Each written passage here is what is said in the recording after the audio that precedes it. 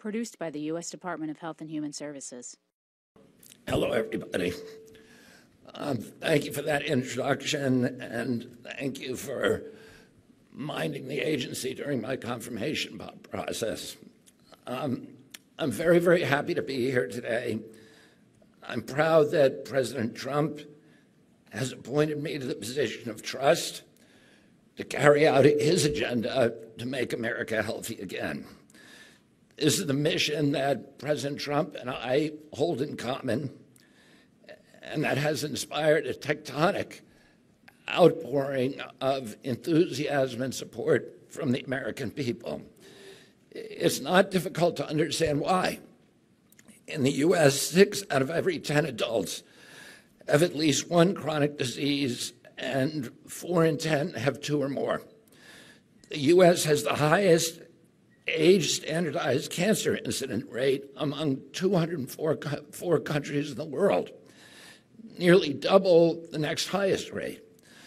Asthma and autoimmune diseases are far more common in the U.S. than in any other part of the world. Prior to COVID, American life expectancy averaged 7.8 years. That's about 4 years shorter than comparable countries. Autism now affects 1 in every 36 kids, a more than 4-fold increase over past decades. 18% of teens suffer from fatty liver disease. Nearly 38% are diabetic or pre-diabetic, and more than 40% are overweight or obese. These conditions were virtually unheard of when my uncle was president, 1960 to 1963, when I was a 10-year-old boy. The sperm counts and testosterone are down about 50% in American boys, and our girls are reaching puberty 6 years earlier than historical generations.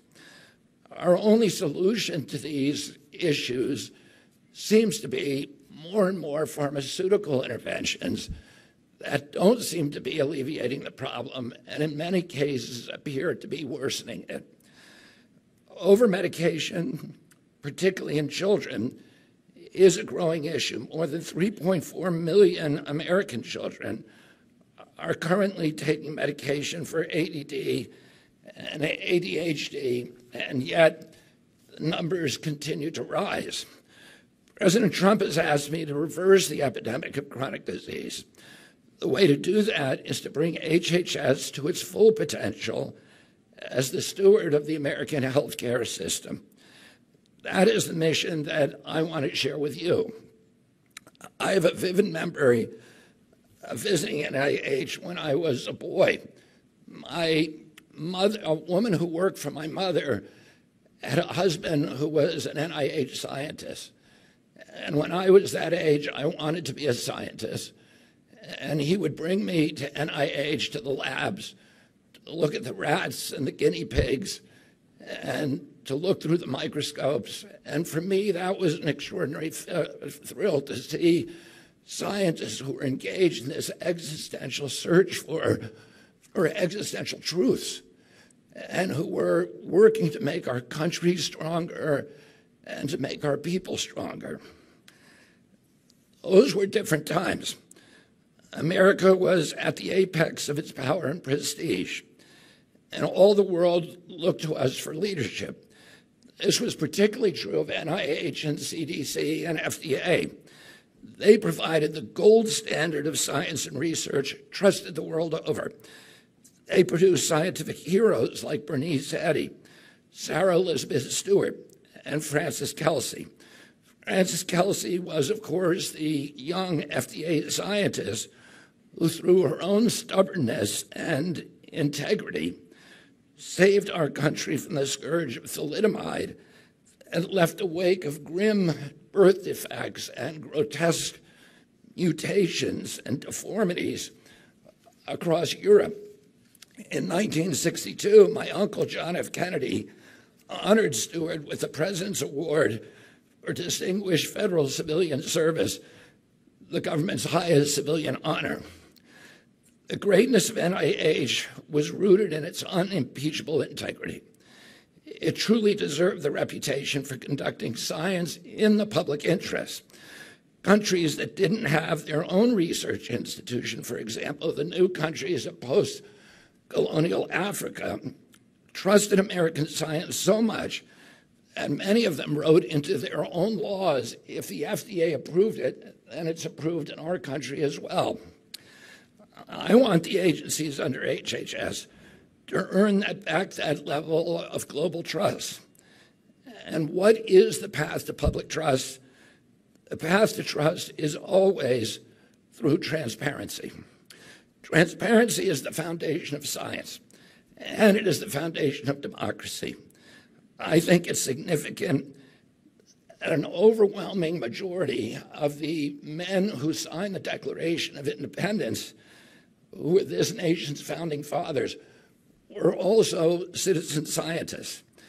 These included Thomas Jefferson, George Washington, John Adams, James Madison, Benjamin Franklin, Benjamin Rush, a physician, Julian Bartlett, a physician, Matthew Thornton, a physician, and Oliver Wolcott, a physician. Science and democracy were born together during the Enlightenment, and they share the same ideals for openness, for public access, and for transparency. Science and democracy flourish from the free and unimpeded flow of information. No one trusts science that isn't transparent about its research hypothesis, its raw data, or its conflicts of interest. No one trusts a government built on lies, on secrets, on cover-ups, and propaganda. That's why my uncle famously observed that the word secrecy is repugnant to a free and open society. Healthcare policy has been the subject of intense controversy for 20 years. But have you noticed that the controversy is almost entirely about who pays for it? Republicans and Democrats fight these ferocious battles on Capitol Hill, and it's always about who to shift the burden of paying for it. And for me, I've said before, this is like moving deck chairs around on the Titanic. Our health is getting worse and worse. And when the total costs are over $4 trillion, as they are now, there is no good solution, only less bad ones. We need to start asking a very different question. Regardless of who pays, why are we paying so much? Well, which is, by the way, 2 to 3 times what European nations pay for better, for worse health outcomes. Well, corruption and efficiency may be part of it. But the main reason is quite simply that Americans are very, very sick. We are, in fact, the sickest nation on earth with the highest chronic disease burden in the world or in the history of the world. During COVID, we had in this country 16% of the global COVID deaths. We only have 4.2% of the world's population. So something we were doing was utterly wrong. And the CDC says that's because we're the sickest people in the world. They say that the average American who died from COVID had 3.8 chronic diseases. So were they dying from COVID or were they dying from chronic disease? According to some estimates, 90% of healthcare spending today goes toward managing chronic disease. When my uncle was president, it was 0. We didn't even have drugs for chronic disease then. And now it's become a burden that's threatening to sink our country. So my main mission at HHS, in which I hope that you will all join me, is to reverse the chronic disease epidemic in America.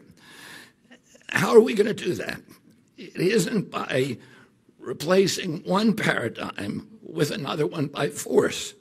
I'm not going to come in here and impose my belief over any of yours. Instead, we're going to work together to launch a new era of radical transparency. Only through radical transparency can we provide Americans with genuine informed consent, which is the bedrock and the foundation stone of democracy. Transparency allows diverse parties to establish common ground of mutually trusted information. That's a basic precept of science. Results have to be reproducible. The whole experiment has to be open to scrutiny and replication. It's no secret that many of our institutions of democracy, of course, but even of science and medicine, are no longer transparent. As a consequence, they have become inefficient, dysfunctional, or corrupt. They have fallen captive to the profit-making industries. They have stagnated in bureaucratic secrecy and in siloing. They have lost touch with ordinary citizens. But here's the paradox that a lot of crusaders need to understand. Most of the people who work in these institutions and agencies and organizations are competent, ethical, and caring, and idealistic. I think that's especially true at HHS. When I was a boy, I particularly admired the scientists that I saw there because I thought these are the smartest people in the world, and yet they're not receiving much money. They're very low paid compared to people who are using high IQs to acquire things and to acquire status and money. That means they must have been motivated by something higher, something more idealistic. And I still believe that today. I believe that most of you here are not here for the money. You don't enter government service to get rich. That's for sure. On a basic level, I trust the idealism of most of the people who work at HHS. I also understand the corrosive power of money as it infiltrates and captures institutions like ours. My goal as secretary here at HHS will be to create a culture of competency, of ethics, of openness, of transparency, of caring, of pride, so that individuals who share these ideals can flourish and thrive. Sure, those who are unwilling to embrace those kind of ideals can retire. But I understand that it is a system and not the people in it that is the main problem. This is how the agencies under the HHS umbrella will recover their reputations as unimpeachable sources of scientific information to guide policymaking, medical professionals, the public, and the whole world.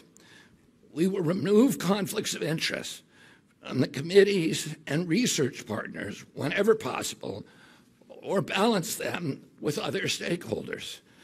We will shut the revolving door to reestablish public trust. We will make our data and our policy process so transparent that people won't even have to file a FOIA request. Another reason why our agencies have lost public trust is that they become too politicized. Well, our health should not be a political issue. As I said to President Trump the other day, there's no such thing as Democratic children or Republican children. These are all of our children, and all of us want to keep them healthy. It should be an issue of science and an issue of basic human compassion.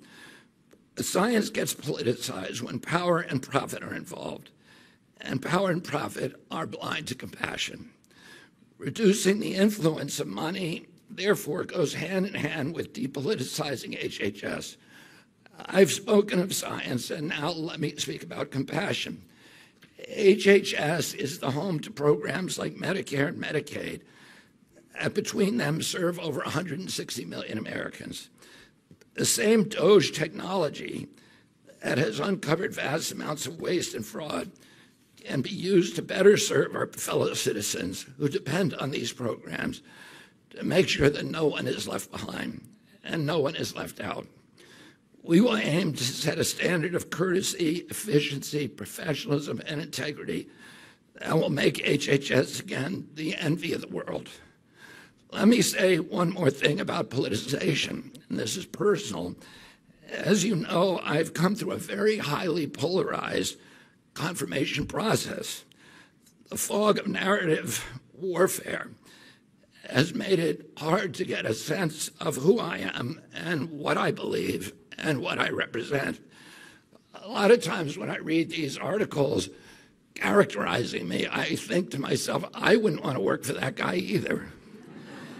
So, since we all are here together, I have a request to make from you, my new colleagues. Let's start a relationship by letting go of any preconceptions that you may have about me, and let's start from square one.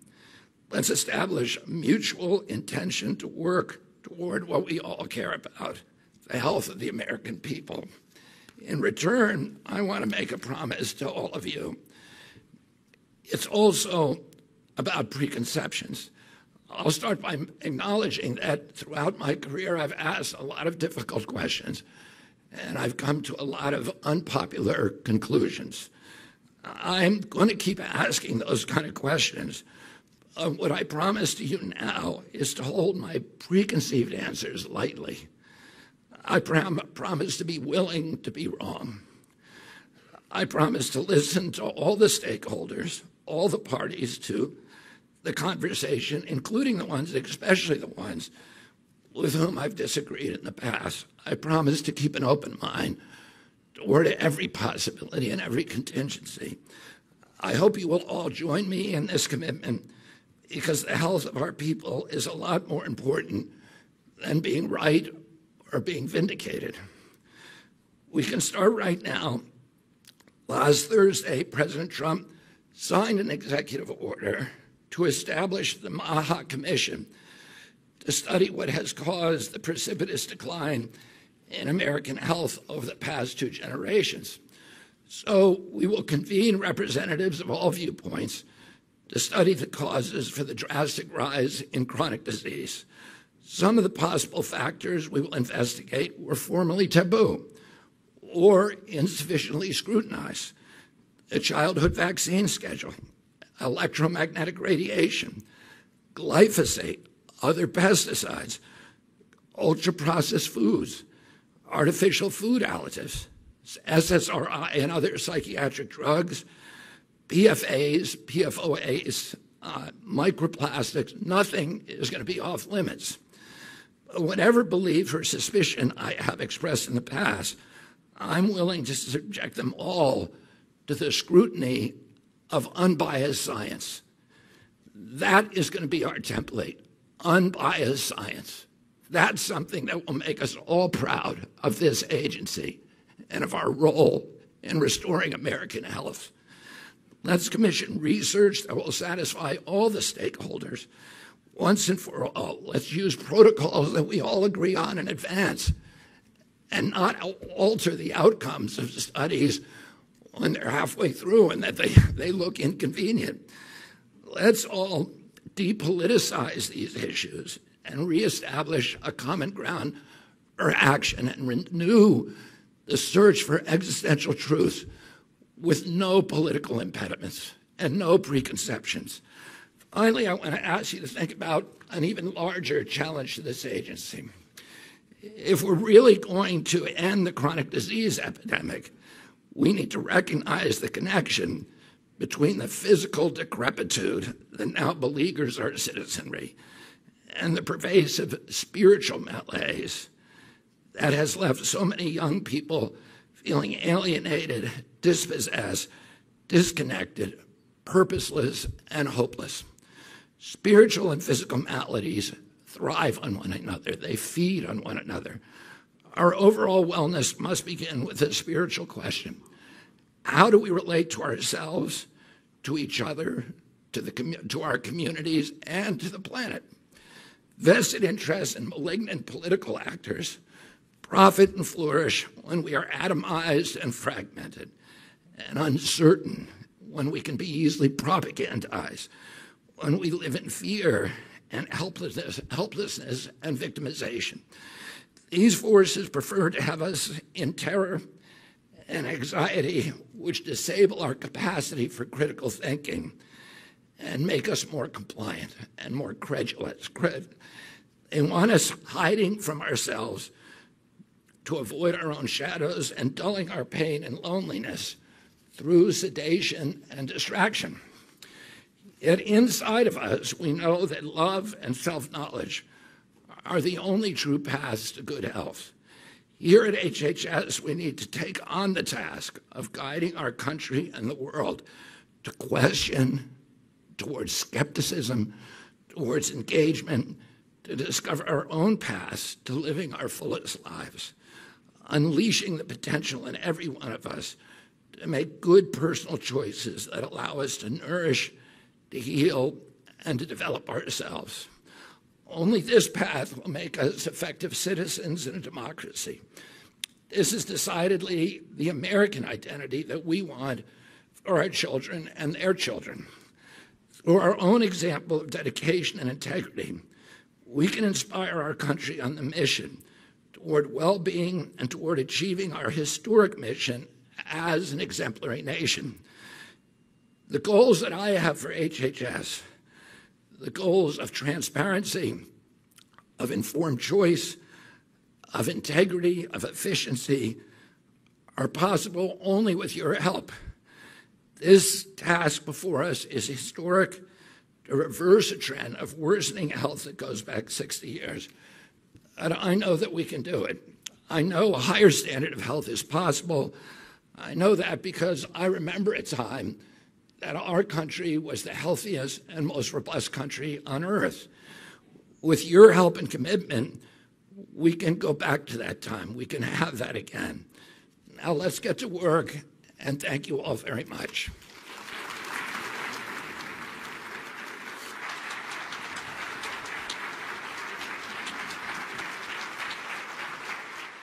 Produced by the U.S. Department of Health and Human Services.